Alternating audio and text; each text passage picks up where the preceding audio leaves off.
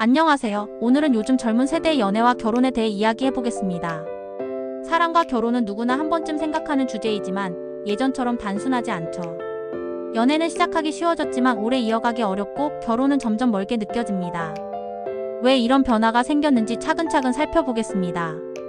첫째, 요즘 젊은 세대의 연애는 대체로 휴대폰 화면 속에서 시작됩니다.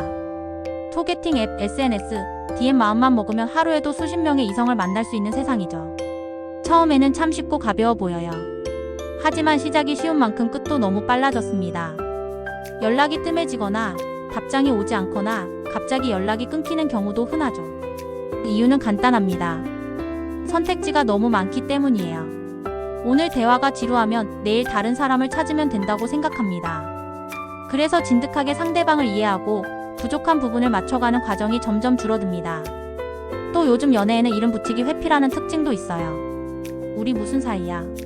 라는 질문이 어쩐지 무겁게 느껴지고 썸이나 반연애, 유사연애 같은 애매한 관계로 오래 머무르곤 합니다. 그리고 또 하나, 우리는 늘 비교의 늪 속에 살고 있습니다. 인스타그램 속 화려한 커플, 드라마 속 완벽한 연애. 그런 모습들을 보면서 나의 연애가 왠지 초라해 보이기도 합니다. 정리해보면 만남은 쉬워졌지만 깊어지는 건 더 어려워졌다. 이게 요즘 연애의 가장 큰 특징입니다. 둘째, 그럼 아예 연애를 시작하지 못하는 사람들은 왜 그럴까요? 사실 이유는 여러 가지가 있습니다. 첫 번째는 환경입니다. 바쁘고 길어진 노동시간, 비싼 주거 비용, 좁아진 인간관계. 이런 현실 속에서는 새로운 사람을 만날 기회 자체가 줄어듭니다. 두 번째는 심리적 요인이에요. 거절이 두렵거나 지난 상처 때문에 새로운 관계를 꺼리기도 합니다. 내가 부족해서 아닐까? 라는 자기 의심이 발목을 잡기도 하죠. 세 번째는 선택의 역설입니다. 만날 수 있는 사람은 많지만 오히려 선택이 어려워집니다. 혹시 더 좋은 사람이 있지 않을까? 라는 생각에 결국 아무도 고르지 못합니다. 마지막으로는 경제적 부담입니다. 데이트 비용, 외모 관리, 취미 활동 모든 게 돈과 연결되기 때문에 연애를 시작하기조차 버겁게 느껴집니다. 그러다 보니 많은 사람들이 연애보다 혼자가 더 편하다는 선택을 하게 되죠. 이게 바로 연애를 시작하지 못하는 사람들의 현실입니다. 셋째, 이번에는 연애를 하더라도 결혼까지 이어지지 못하는 이유를 살펴봅시다. 첫 번째 이유는 경제와 주거 문제입니다. 집값, 생활비, 아이 양육비. 사랑만으로는 감당하기 어려운 현실적인 문제들이 앞을 가로막습니다. 두 번째는 가치관의 변화예요.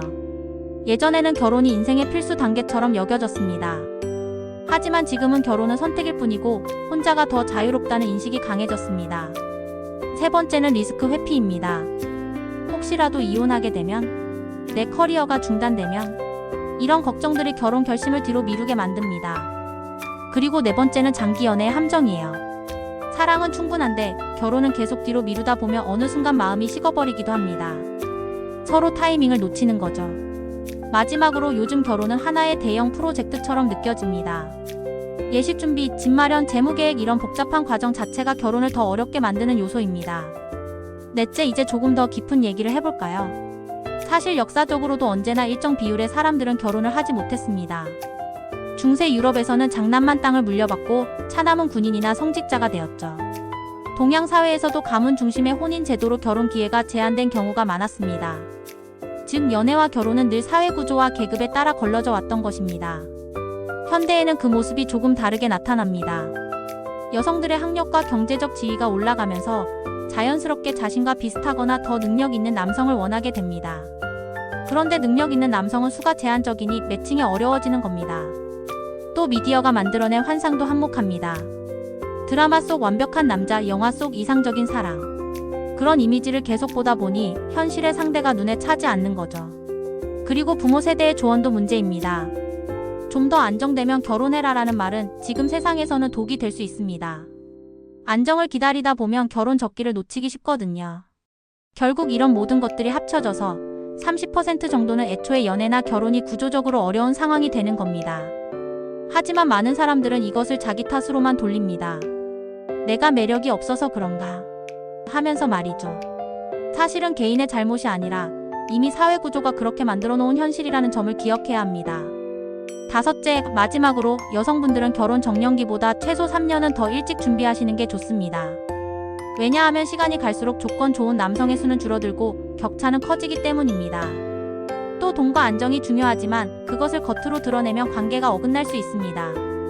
겉으로는 차분하게 내면에서는 철저히 준비하시기 바랍니다. 그리고 외모 관리 역시 단순한 치장이 아니라 자기 절제력과 자기 관리 능력을 보여주는 중요한 신호라는 점을 잊지 마세요. 남성분들은 어릴 때부터 잘 먹고 체격을 키우는 건 여전히 중요한 경쟁력입니다.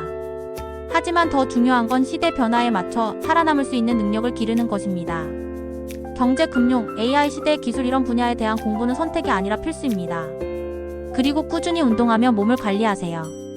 체력은 앞으로의 삶에서 가장 큰 자산이자 사랑을 지켜낼 힘이 됩니다.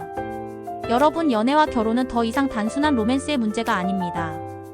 사회, 경제, 문화가 모두 얽힌 하나의 종합 퍼즐이에요. 그렇지만 결국 중요한 건 내가 어떤 선택을 하느냐, 그리고 얼마나 준비하느냐입니다. 연애는 즐겁게, 결혼은 전략적으로. 이 두 가지 균형을 지혜롭게 잡으시길 바랍니다. 끝까지 이야기 들어주셔서 감사합니다.